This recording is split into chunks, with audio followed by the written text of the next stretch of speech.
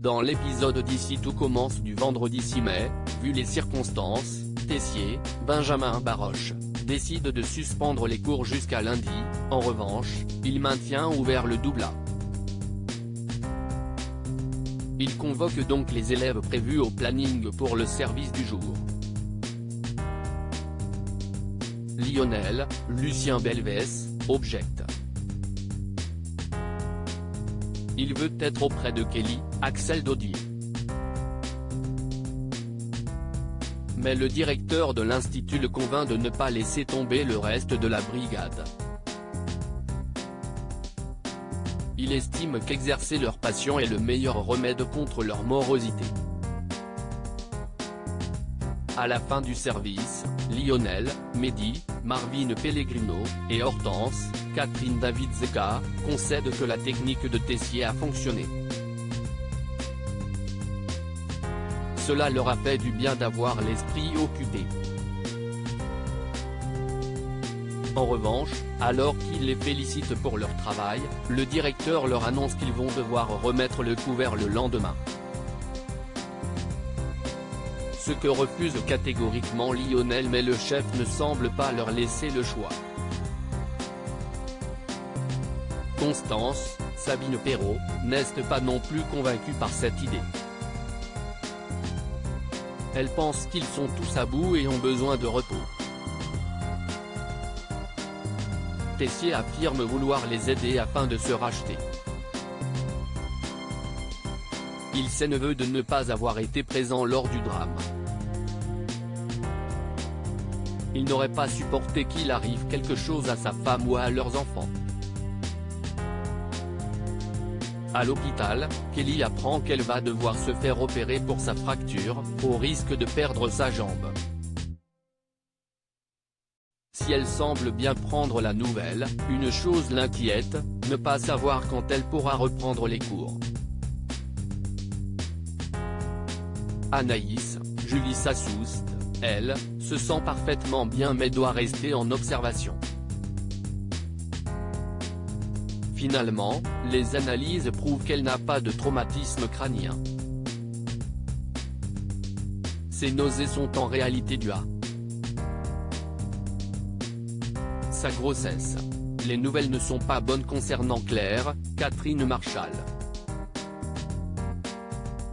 Son état a empiré dans la nuit et elle a dû être opérée afin de faire baisser sa pression dans le crâne. La chef Guinaud est maintenue dans un coma artificiel afin de protéger son cerveau le temps que l'hématome se résorbe. Les médecins ne savent pas combien de temps cela peut durer. Point positif, la situation ne devrait pas empirer.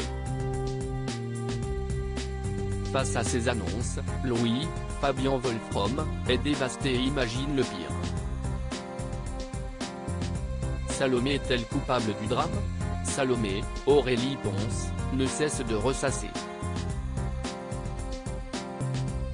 Elle se sent responsable du drame qui a eu lieu. Axel, Thomas d'Acosta, tente encore et toujours de lui faire comprendre qu'elle n'est pas fautive. Une conversation interrompue par Elliot, Nicolas Anselmo, et Greg, Michael Mittelstadt, dont le bras est immobilisé. Ce dernier tient à les remercier pour tout ce qu'ils ont fait durant la catastrophe, notamment pour avoir ouvert la porte de secours.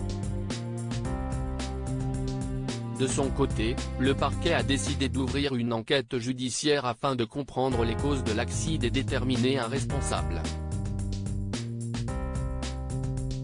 La gendarmerie va donc interroger tous ceux qui ont participé au bal.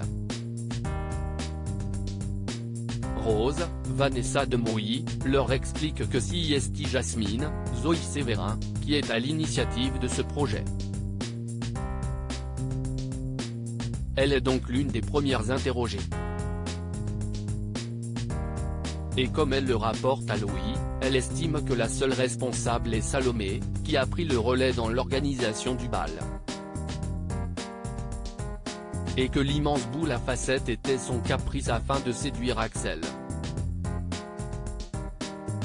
Ni une ni deux, Louis décide d'aller confronter son ex.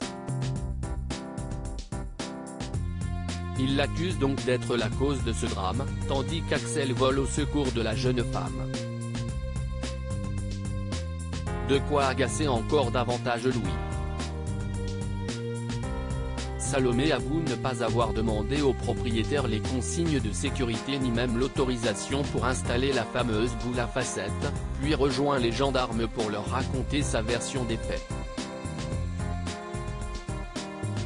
Jasmine et Louis en profitent pour continuer de l'accabler. Ce dernier promet d'ailleurs à Charlène, Paula Petrenko, que Salomé va payer pour ce qu'elle a fait.